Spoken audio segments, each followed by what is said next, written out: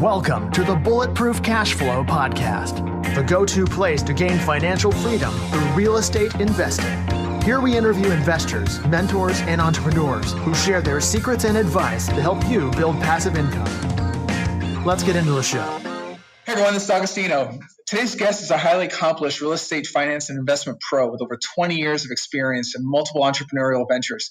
He's raised and funded billions of dollars in real estate and has done countless deals himself, and mainly centered around commercial and multifamily. As the president and CEO of New York City-based brokerage business Icon Funding, he and his business provide debt and equity for commercial real estate deals throughout the U.S. I'd like to welcome my business partner and a very good friend, Marc Schulman. Marc, thanks for coming on the show today. Man, thank you for having me. So today I'd like for us to explore some of the mistakes, the problems, and flat-out disappointments that you've experienced in your career as a financier. I know you've funded so many deals. I can imagine you've seen just about all of it. And there are probably many, many lessons to learn, right? A lot of those. But before we go on, if you'd like to reach out to Marc, you can get him at www.iconrecapital.com or via his email at marc@iconfunding.net or marc@iconrecapital.com. One of the two. Both of them will get to him.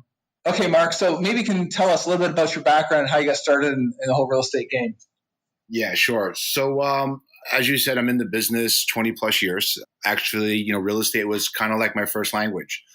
Came out of high school, a little misdirected, and luckily I met someone, became a mentor to me. I want to say for a good part of my early career, where I learned real estate brokerage itself. Fast forward, early 20s, opened up a brokerage office. We were in the luxury high-end space here in New York. We had roughly 40 brokers under management. We then went on to development. And then part of the development business, you had to learn how to raise and or find capital.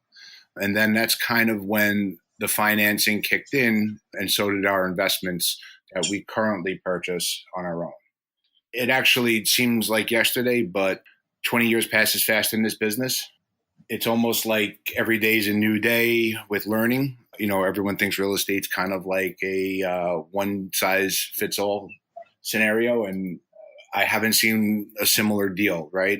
Yeah. Similar locations, but just all the players are different. There's different caveats. So, it all just carries over. Yeah. And I think there's also been many different tool sets you can use to actually getting a deal done as well, right? There's all different ways of getting deals done as far as creative financing is concerned, right? Yeah. There's so many different layers of how to execute a deal. The creative side of it is we've been involved in very creative, multi-tranche, multiple sponsorship deals where it requires 10 people to underwrite. And then we've been involved with transactions where you just have a very creative investor, solo, maybe bringing in 2 or 3 investment partners, and they take down some pretty sizable deals. So we've seen the spectrum. Yes. Actually, I saw them on your Facebook page the other day too. Some very large, significant deals. But I imagine too, though, you probably had plenty of mistakes.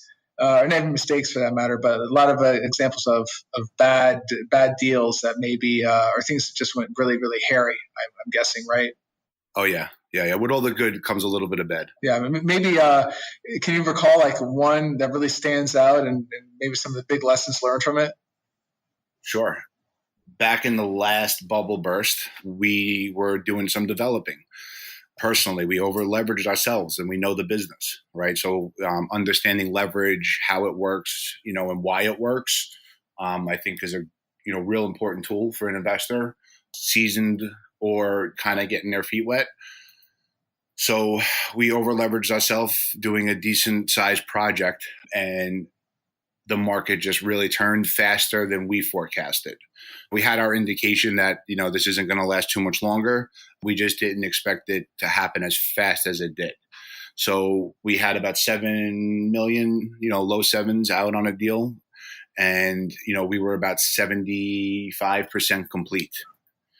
So it became an issue. We were scrambling to try to complete the project. Our values changed significantly from when we first started. So it was a very difficult time. And that was probably the worst one personally that I was involved in simply because, it was our money, our time, and obviously our name on the deal. So reputation just as important as the deal itself. Where was the deal located? Was that here in? Yeah, that was a New York-based deal. We were building out a couple of condos. It was actually a 10-unit building. We anticipated a sellout where we were going to make roughly $7 to $9 million, depending on the per square foot price. 7 was our worst case scenario. It turned out where I didn't make a penny, and my main goal was making sure I could pay off all of my debts, including subcontractors and all my notes. When you're paying $40,000-$50,000 a month in carrying cost of one project, you run out of money quickly. Yeah. But it sounds like you're able to at least get out at zero with that deal. Yeah. I mean, to me, that's a win, right? Because zero is better than, negative. Yeah, that's right. Zero, well, especially during that last crash, it was unbelievable. So the fact that you didn't lose any money is actually not that bad of a thing, right? Aside from your time, that's one thing you'll never get back. Yeah, I was happy to keep my reputations with all the contractors, subs, and then industry-wide in a good position to do it a second, third, and, continue my career. Exactly. So that's interesting, though, because I think you'll pretty much agree that I'm not going to say a bubble, but the economic cycle, we've been long in the tooth now as far as where the economy is today and what's planned in the next, I think people are saying 2.5, 3 years, we're going to have another burst. Do you see any similarities today versus last time we had this bubble? I mean, I know that the circumstances are a little different. Last time I think it was driven a lot by single family over leveraging. This time it's going to be other asset classes that are going to cause it. But I mean, what are your thoughts around it? Do you see similarities? There's definitely absorption rate issues in markets. I'll give you my own backyard, for example. 30 days ago, I was giving 90% leverage to a ground up deal, condo that would be sold off, right? That's the exit in the deal, and that's how we get our money back that we lent. That was 30 days ago. Today, I would now give 80% to that same deal, just because the average days on market in our local territory is about 109. Average per square foot price is about 1,700 and change per square foot. That absorption rate changes our feeling on deals. We are definitely pulling back our lending to ground up condo development. Now, the other side of the spectrum is, we are going very heavy into the rental market. We aggressively look to lend to multifamily deals, ground up multifamily, anything that's going to be a cash flowing property. We're totally shifting focus where that would be the main backbone of our business, because we kind of don't want to get into a project that we know potentially could be 3 years out before we're repaid. And that 36-month time frame, a lot can change, especially with the climate. And I think that's kind of like, what you're alluding to, right? Talking about. That's exactly right. But it sounds to me, though, that the safe bet right now is to try to stick an existing cash flowing multifamily, just because obviously it's a going concern and it's already cash flowing, it's already making money. So any preferred markets? So, or find a good opportunity where you could reposition a property, right? There could be vacancy issues, or you just have a great location where you want to go ground up, but the end game is a cash flowing property. So repositioning we like right now, we think that's a great space. Actually, I ran our numbers prior to our phone call because we did a deal review yesterday. We look at roughly $100 million a week worth of scenarios. And out of that $100 million, we issue term sheets on roughly about 10%, so about 10 deals a week. We're pretty conservative as far as how we issue our term sheets, because our whole game is preserve capital and make it a partnership where everyone profits. Like, you have to do great, we have to do great, and then we have to do another great one together. To your question, market sensitivity. So some of the markets are a little tough to crack. Your backyard is hard for us to wrap our head around. So we'll syndicate debt on those type of deals simply because we could lend to a deal which creates the value, but how do you find someone to buy the deal when you're looking to exit, right? So the multifamily space in your market's awesome. You can get a decent buy. You get a lot of doors. Seems like the NOI is good. You and I table talked a few deals, where the NOI is pretty good. But I think what might affect the multifamily market by you is you have a ton of single families that are being packaged for an NOI rate, and it's kind of levering into a true multifamily commercial deal, 5 units and up. So an unsavvy investor, or maybe someone that's kind of just getting started, they'll look at a package of 5 single families and consider that a multifamily deal with an NOI attached to it. Us as lenders, we see it the total opposite way. Yes, there's a lot of that stuff that is happening here, indeed, especially in this overheated market in Cleveland. It's just insane. It really is. Cleveland's an awesome market. Yeah, but when you have stuff like that that's happening, it hurts all of us. It hurts the investors, hurts out of state investors as well, because they don't really understand what it is that they're buying, and it hurts the financiers. Yeah, they kind of rely on us to figure it out. Exactly. From the finance perspective, then, I'm guessing that there's a lot of competition. There's, obviously you're competing for business in deals large and small. How do you separate yourselves from the competitors? Like, why do people choose you guys over, say, their local credit union or whatever?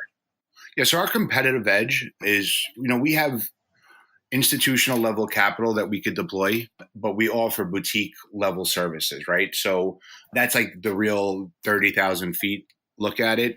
We have our availability where we could deploy large and small numbers. The difference is we get to know our borrowers.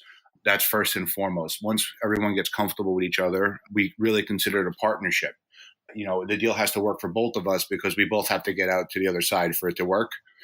And where we come into play just from a number standpoint, us being private capital providers, it allows us to bring in higher leverage points, which gives investors higher proceeds. So we'll get creative on how much money comes to the table day of closing, how we structure the tranches on construction or some type of renovation that's happening. Our term generally ranges between 1 to 3 years. We're predominantly bridge lenders. That's the backbone currently, but we do have a rental product, right? So our rental product does go 30 years out. Usually we're about a point to a point and a half above, let's say, institutional banks themselves, local credit unions calling one of your local traditional lenders. The only difference with us is we'll give you a higher leverage point and our execution time is much faster.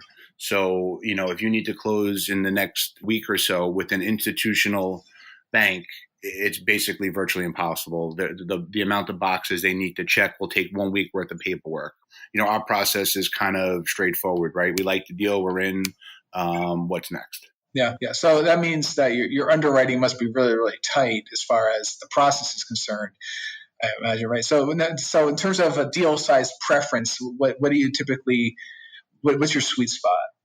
We're looking currently for opportunities, anywhere from $1 million to about 30. We have the capacity to go larger.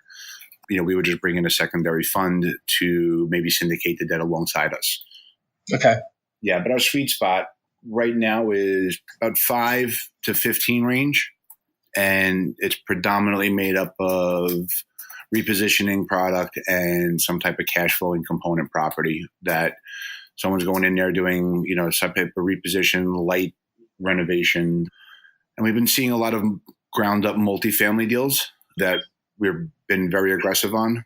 So our sweet spot grows. I don't know if it's a spot anymore. I want to call it a sweet pool. That's right.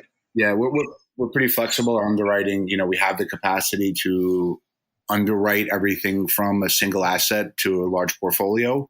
And the other side too is like we speak real estate first, finance second, and then understand investing because we're active investors as well. So, it's pretty cool because we have a lot of real smart people that do all the same. So, they all have the ability to understand and bring different components and strong suits to the table. So when we analyze a deal, stuff that, makes sense to me might not make sense to my underwriter. And then we'll collaborate to make the deal make sense and try to move forward and close it. Yes. It's funny. You just brought something up in terms of asset pooling. There's we do these live events here every other week. And one thing that comes up often is that we'll get some investor that has like 50 single family homes or even 100 single family homes. They have all this money tied up in it, don't know what to do with it. Are you guys able to help them with something like that? Generally on a package of single families, we can be of assistance, but what usually would be the factor where we could do the deal or not is what's the per door price? Because, generally in, let's say, certain markets, you can have an average, let's say Midwest type of markets, you can have an average of, 30, 40 grand per door, which, doesn't really fit for us. We look for a higher per door number. We're probably better suited for a major market opposed to a portfolio of a bunch of SFRs. Yes. Okay. That's fine. It's, I think that there are other lenders that do that kind of stuff. It all depends on what they specialize in. Yeah. That's exactly it. We've worked on some other fun deals, and they were tough for one reason or another. But we went through some creative, some very creative strategies to try to get deals done. We went through many scenarios. What would you say is probably one of the most creative ones that you've ever done in your career? All right. So this morning we lent to a deal about 60 days ago. It's a Manhattan townhouse, and the current owner, there was a refinance. It was going through a divorce. Part of the divorce settlement is one of the parties, the ex-wife, was going to receive a percentage of the deal.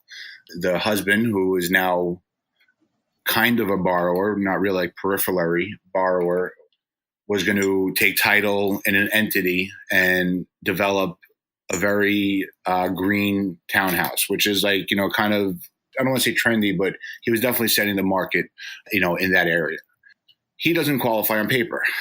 To give you an example, our loan amount was 7.665, I believe. So $7,600,000.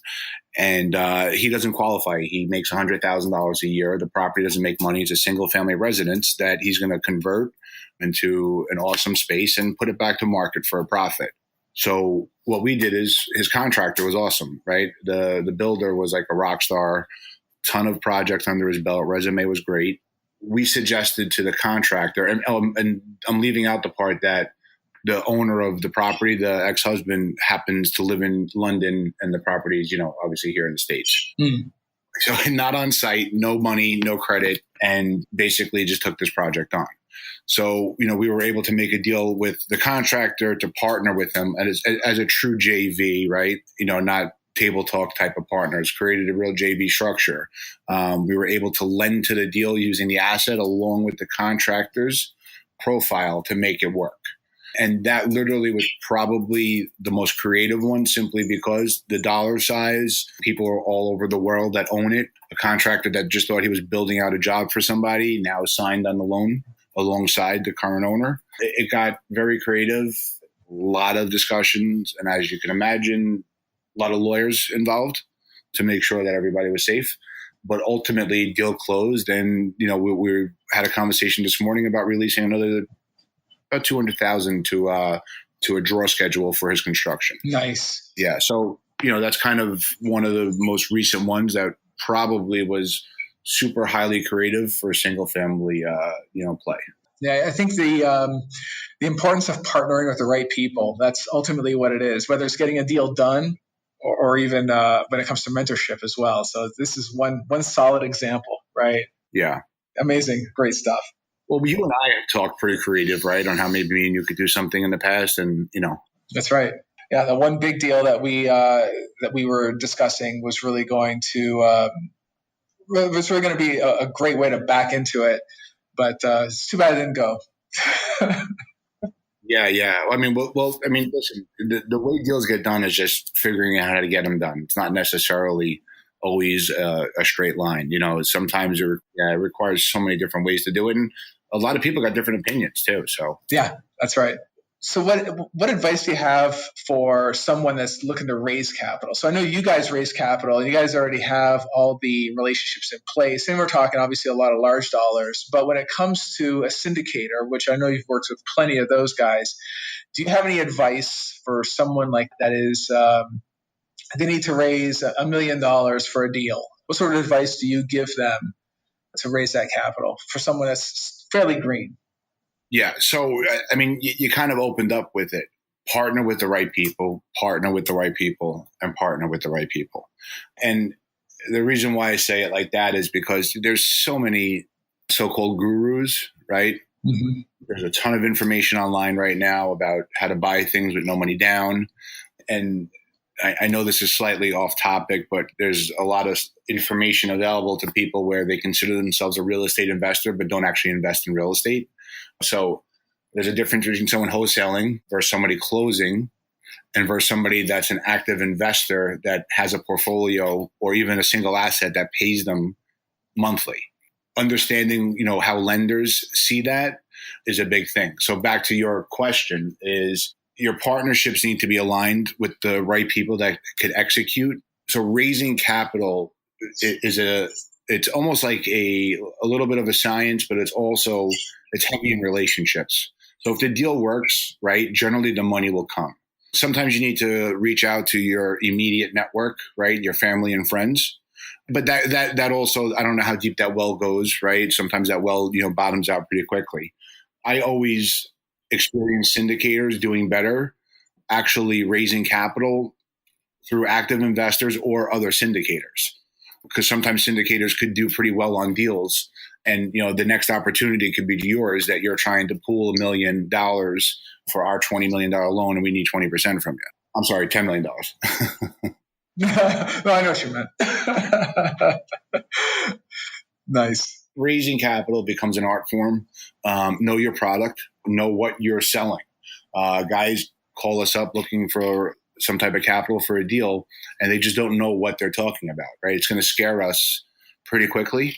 So understand your product. Know the market. It doesn't need to be where, we quiz somebody on a deal, right? But when you and I speak about a deal, I'm like, hey, man, what's the NOI? And instantaneously, you're giving me the NOI.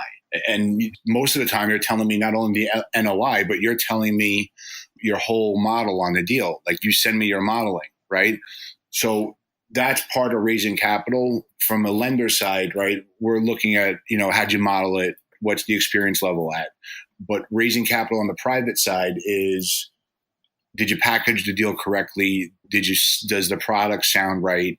Are you kind of overshooting where it's going to be?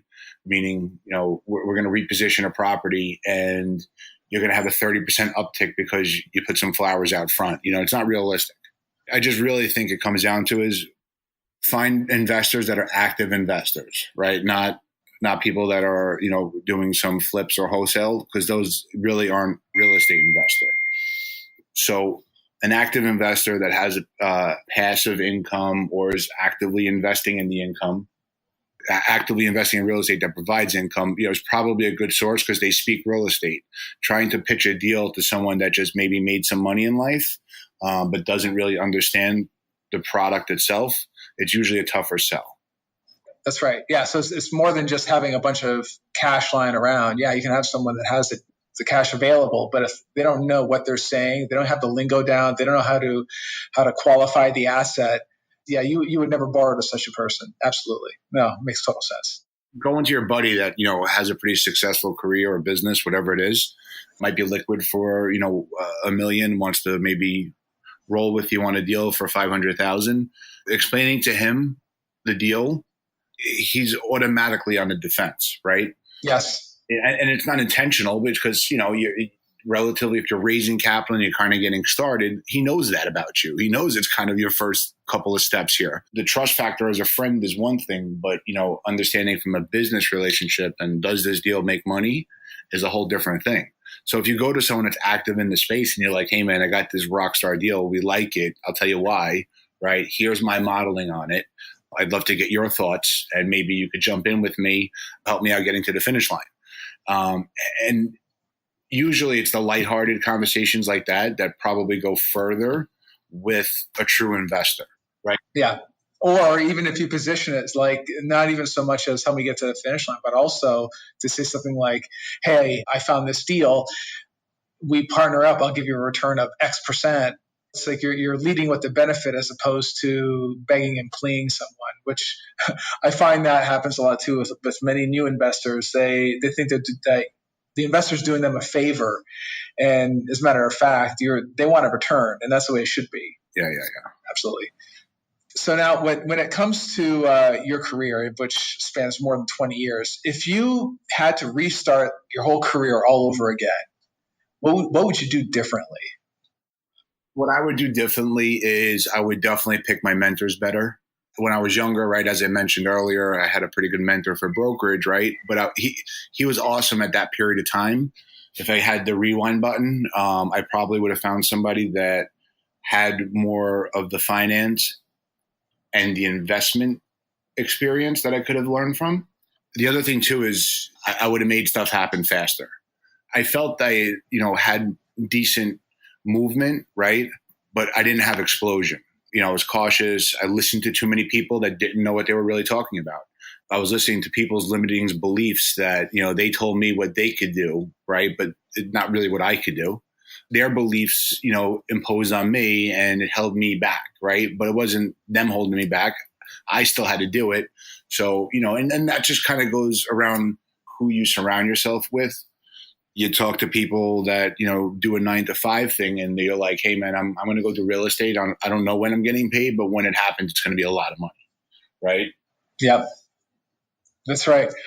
My family, they're pretty much blue collar workers. I come from like a long line of electricians. My father was an electrical contractor. He did open up a fairly good size contracting, electrical contracting shop, did some sizable work, but he thought like my career path should have been like, hey, I'm going to get you in the electrical union. You're going to make $120,000 a year with benefits and, you got a pension. And I'm like, yeah, that sounds awesome for someone else. I think probably another thing I would have done is invested more faster. Like some of these investment properties that we bought earlier on, there were these single flip kind of deals where once that deal was over, the money stopped, right? We didn't start building our actual rental portfolio until later on in my life. Now, we have a good sized portfolio. We're closing on 28 more units hopefully by the end of this month, maybe earlier on next month. We actively trade in and out anywhere between, 30 to 100 units at a time that we, actually have in a portfolio. So I wish I would have did that earlier instead of the whole flip thing. The flip thing made me some money, but, it was only money today. It didn't give me any kind of long-term stability. And the exits weren't as big as they are today either. Yeah, that's right. Yeah. So I wish I would have spent more faster, if that makes sense. No, it absolutely makes sense. It's, again, it's our most recent live event that we just did yesterday. It's exactly what I was telling people. You need to go bigger. You need to go bigger, faster, especially now, given this economy, such a great window as we speak, that's going to be closing. Even, despite the tightening, there's still plenty of great deals to be had. And there's still money available for those great deals. And I think that when they surround themselves by people at limiting beliefs, or they're going shallow on 18 different mentors as opposed to going deep on 2 or 3, that's another problem, right? Yeah. Absolutely. Yeah, I mean, it's tough to learn from 10 people. You know what I mean? There's always different mentors that come in your life, and you might not realize they're really a mentor, right? You just pick up little things as you go along. But from what I've seen works, and this is my own experience, is find someone that you really align with, that you're trying to get to, right? Is exactly where you want to be and can introduce you, whether it's just from ideas or physical introductions to where you want to go. Yep. That's right. So we've reached a part of the show now where we do something called the mogul round, right? So what I do is ask a series of questions and just about you, your background, and your philosophy. So let's go ahead and roll into that. All right, you ready? Let's do it, man. All right. So if you had to give your 20-year-old self a word of advice, what would you tell him? Fast and hard, but not in that sense. Get there fast and be willing to work hard. That's right. No, I got that part. What are your 3 most influential books and why? Yeah. First amazing book of, I think, my life was Who Moved My Cheese. It was such a simple book and put everything in perspective. Before our current president, I read, Who The Art of the Deal. That was the guy, right? Donald Trump was the real estate guy. So it's pretty cool to understand, how he did things. Forget about all the politics around it. He was a very successful real estate entrepreneur, and he's wore all the hats. He managed to license his name and make money opposed to swinging a hammer or actually developing a deal. So I thought that was pretty cool. And then later on down the line, I think a great exposure I had was the 10X rule. That was an awesome book. Grant wrote that book. He's an easy guy to digest. Yes. That book, I think, puts me in certain lights now. I think it actually validated a lot of the ways I thought, but I just thought I was crazy for thinking those. Though I think that if I would have read a book like the 10X rule even 10 years ago, my life today would have been very, very different. And you're right. The way that he structures that book is very easy to comprehend, easy to understand. And it's the same thing we just talked about before, taking massive action to make changes in your life. I think that many people are very lackadaisical. And by, again, focusing and making some positive change is a way to succeed. Absolutely. Yep. He's an awesome person to follow. Yeah, absolutely. So now, what is your philosophy for life and for success, especially when it comes to business? Take calculated risk, not chances. There's a lot of people out there that, let me take a chance on this. I think it's going to work. And that just doesn't work for me at this stage in my life. I only take calculated risks. Back in the day, that wasn't necessarily the case. It sounds like a great idea. Let's do it. It's always real estate related. So, that's kind of like the business side of it. The success side of it is you got to be willing to kind of lead the pack, set the example, but at the same time, let people do their thing. We have a staff of about 7 originators, right? Their whole purpose in our company is to originate new loans. I give them a lot of free rein because, I want them to figure things out with my guidance, but I don't want to handhold them. So you have to kind of give people the tools that they need to succeed and let them do their thing, let them succeed and let them have little bumps and bruises, but don't let them fall down. Yes, it's how you build a good team as well, right? That's part of it. They have to learn themselves too. So excellent. Yeah, absolutely. All right. Well, you know what, Marc? Thank you very much for being on the show today. I really, really appreciate it. If you do want to follow up with Marc, you can reach him at marc@iconfunding.net. You can call his office at 212-303-7676. I think there's so much value in this discussion. Thanks again, Marc, for your time. I really appreciate it. Thanks for having me. Thank you for listening. We hope you enjoyed the Bulletproof Cashflow podcast. For more free podcasts, articles, videos, and resources, go to www.bulletproofcashflow.com.